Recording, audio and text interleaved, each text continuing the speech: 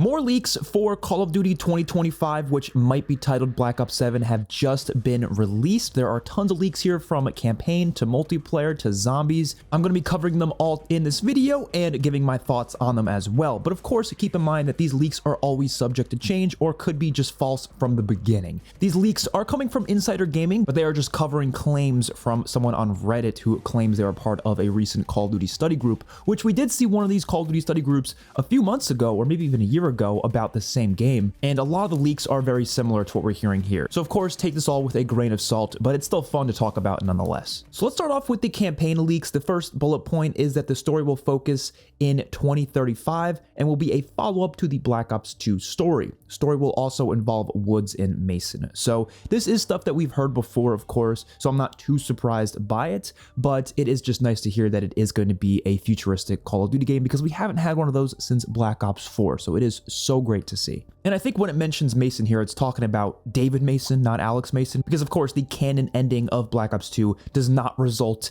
in Alex Mason still being alive. That's what they mentioned before Black Ops 6 campaign came out, so of course this should be referring to David Mason, and Woods also not being dead, because the ending of Black Ops 2 where he dies is not canon as far as I'm aware, so definitely makes sense that he would be appearing in this campaign. The next leak says that the campaign will allow for 4-player co-op. Now, we actually haven't seen this since Black Ops 3, so it's kind of insane that this might actually happen, and I'm not really totally on board with it, because I've always felt like campaigns work best when it is a solo experience, but I have no issue with them adding that option to play with multiple players. I just hope it doesn't come at the cost of the story in some way, shape, or form, because sometimes they might have to cut corners with what the story is going to be so they can fit in 4 players, and I just hope they don't end up doing that. Hopefully it doesn't end up ruining the experience. It also says the campaign will include a big open world map titled Avalon, which of course we already know what Avalon is. It was already in the Black Ops 6 campaign, and it was rumored to be the new Warzone map for Black Ops 7, but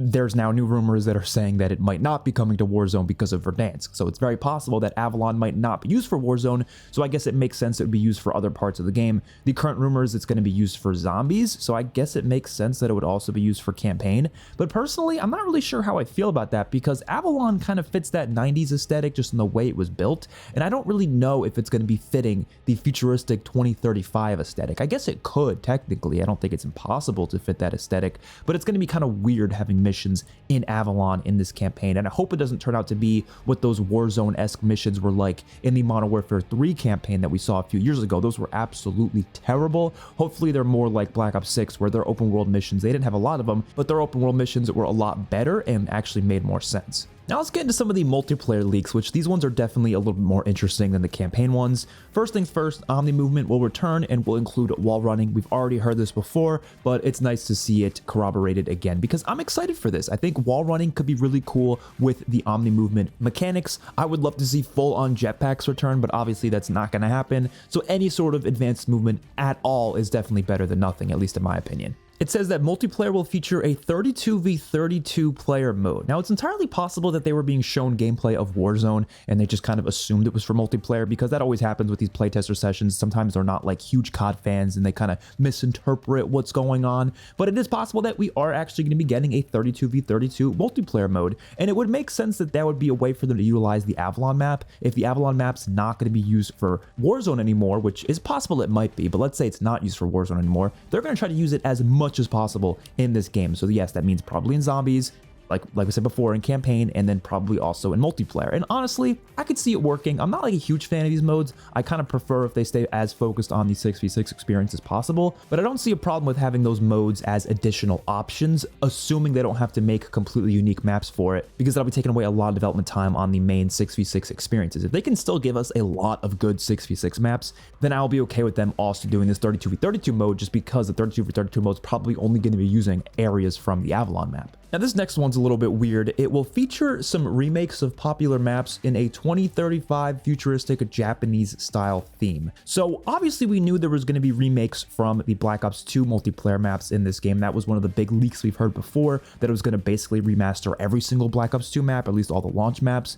And I'm down for that, of course, as long as it's not all the launch maps and instead they kind of split it up between the launch and the DLC. Then we have some new maps for launch and DLC. I'd be fine with that. But the whole thing about making it a futuristic Japanese style is kind of interesting. I don't know if that's going to be for all the maps. It just says some of them, so maybe it'll be for like raid and standoff and a few other options. I'm just throwing out random maps, but maybe they'll just take a couple maps and just say, okay, let's give it kind of like a Japanese theme to it. Maybe because Japan is going to play a big role in the campaign. And we also heard the leaks about there being a Japanese zombies map as well. At least that was one of the ideas that was floating around. So it's very possible that they're just going to try to keep that theme current for the whole game. So it makes sense that they would want some of the multiplayer maps to also have that aesthetic to it. So not too surprised by this, but at the same time, it is interesting to hear. This next thing is probably the most exciting part of this multiplayer section, and this is that there's a plan for everything to have a progression level system, including grenades, kill streaks, and perks. So I don't really know how this would even work, because a progression system implies that you're going to be able to upgrade them as you go along, rather than just adding like extra cosmetics.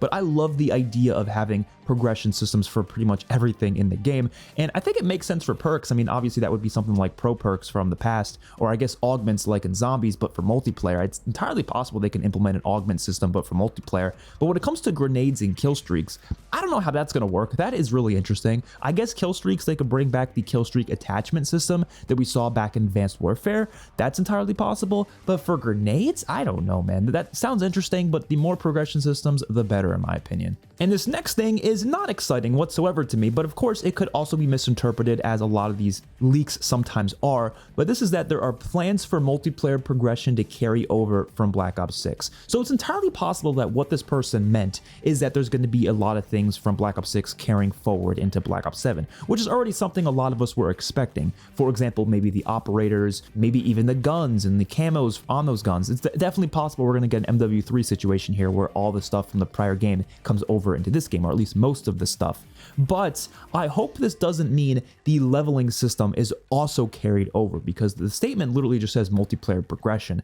I don't want this game to come out and for a bunch of players to already be prestige masters because they played a lot of Black Ops 6. Even if they add 1,000 levels on top of the 1,000 levels that there are in Black Ops 6, I still think that would suck, because I want to go through the prestige experience from scratch with Black Ops 7. And no, I'm not going to restart my whole account to have that happen, but it would just suck if this actually does end up happening. I just don't want to see it happen. If some stuff carries over, that's fine. I honestly would only prefer if it was just the operator skins that carried forward, and that's it. I don't even want to see guns carry forward. I don't want to see kill streaks carry forward. I don't want to see any of that. Just give me the operator skins and all that stuff, and then we can go from there. I think that would be fine. But like we're all expecting, there probably is going to be a bit more carried forward than just that. And last but not least, we have these zombies leaks. And some of these we have already heard before, but again, it's nice to have it kind of corroborated. So first things first, the zombies mode will have the original crew return as multiverse variants. So of course, this is one we've heard for a while, but it wasn't 100% sure of what kind of versions of these characters it's going to be. It just says multiverse variants. So it's not going to be Primus, it's not going to be Ultimus, it's going to be something else. And I'm still kind of on the fence about this. Like, on one hand, I don't mind it being the case. I'm not really too on board with the current crew in Black Ops 6, so seeing more familiar characters could be kind of nice, but at the same time, narratively speaking, I think it just feels kind of weird. Like, we already had their send-off in Black Ops 4, and seeing them again, it's going to be a little strange, but it could definitely be done in a way that works, and in a way that I'm going to enjoy. But at the same time, it wouldn't have been my first choice. Honestly, my first choice would have been to bring back the Chaos crew and have those be the main characters, but obviously they don't want to do that, so we'll see how it works. I'm more worried for the gameplay of this zombies mode, but at least when it comes to the story, it'll be interesting to see how these characters are handled in this game. It also says that there will be a TRANZIT remake, and we have had multiple other sources come out and say that there's going to be something similar to TRANZIT in this game, so it's entirely possible that it's not going to be a full-on TRANZIT remake, but rather something heavily inspired by TRANZIT, or maybe they'll just go full-on and literally just do a TRANZIT remake. But if that happens, it's not going to be exactly like TRANZIT. There's no way they're going to take a map that is one of the most hated experiences in the zombies history and just repeat it exactly how it was. I'm sure it's going to be very different. What I could see happening is maybe having the 5 different locations. Well, I guess they could add a couple other locations as well, and you can just kind of travel freely between them with vehicles. They'll probably have more vehicles that you can use, just like in Outbreak, and they'll just let you drive from location to location. And if you go on foot, there might be some denizens, but the denizens aren't going to be nearly as annoying as they were in Black Ops 2's TRANZIT, and they'll probably, mess around with the Easter egg, have it be very different. Obviously, they're not just going to redo the exact Easter egg from TRANZIT. The story is going to be totally different, I'm sure. I'm sure the atmosphere will be different. It's not going to be the exact same same. So I don't want people to think Transit Remake and immediately assume it's going to be exactly like Transit, because I don't see a world where they'll ever do that.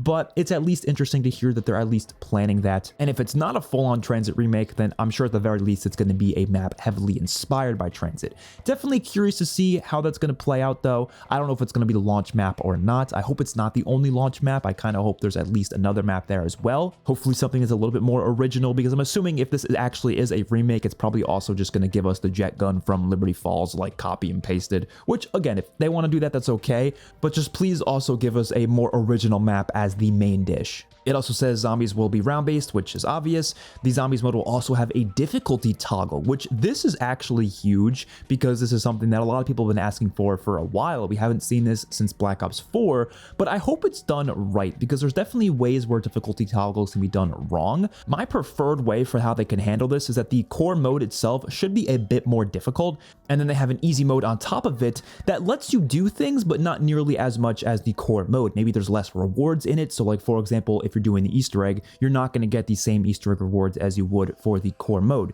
So people have a reason to play the easier mode if they want that easier experience, but they're also not going to feel like they're at a disadvantage for playing the core mode if the game is the exact same, because you can't just throw in difficulty modes and just leave it as that and that's it. You have to make sure people are encouraged to play different difficulty modes, and rewards is one of the best ways to do that, making sure that players are able to get certain things with the harder modes, better things than what they would in the easier mode. Now, this leak also said that there's going to be a wonder vehicle, and obviously this just reminds me of the blood burner from Modern Warfare Zombies. For all we know, it could literally just be the blood burner returning. Maybe on the Outbreak map that they're going to do, they're just going to have that vehicle return, or maybe there's going to be other wonder vehicles, or maybe this is going to be a vehicle on the Transit map that we just talked about before, because I'm sure this map will probably have vehicles on it. The leak also says that this game will feature the largest round-based map ever created. Now, this is probably going to be that Transit remake. I'm sure they're just going to make it even bigger, and because you're probably going to have vehicles that you can go around with it, it's probably just going to be what they consider to be the biggest one ever.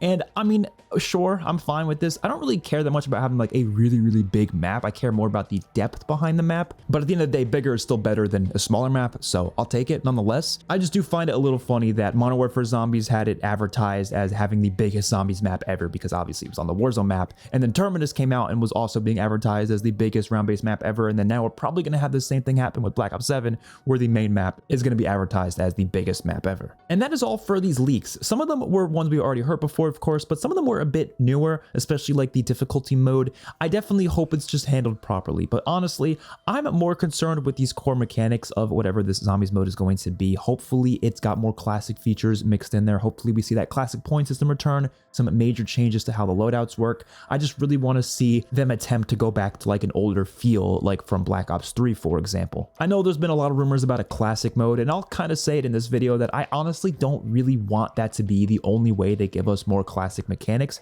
because I feel like there's no world where they're going to be able to properly balance this game around having two completely separate modes, where one is more modern mechanics and one is more classic mechanics. They're not going to be able to go far enough with it, because I don't think there could be a world where they're going to make sure to balance the game properly around completely different systems.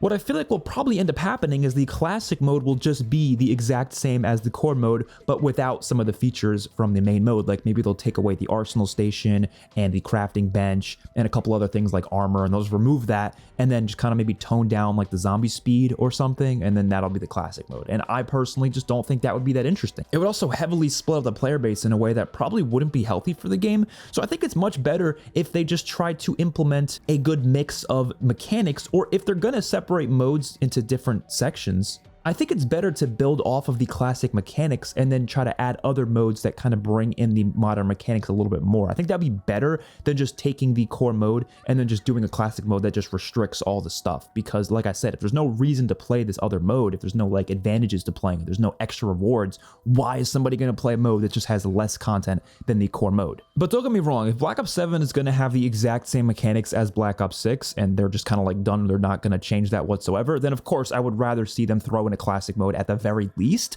but I would prefer that the core mechanics just change at least a little bit. But hopefully you guys enjoyed. Let me know your thoughts in the comment section down below. Don't forget to like the video and subscribe to the channel. Peace out, everyone.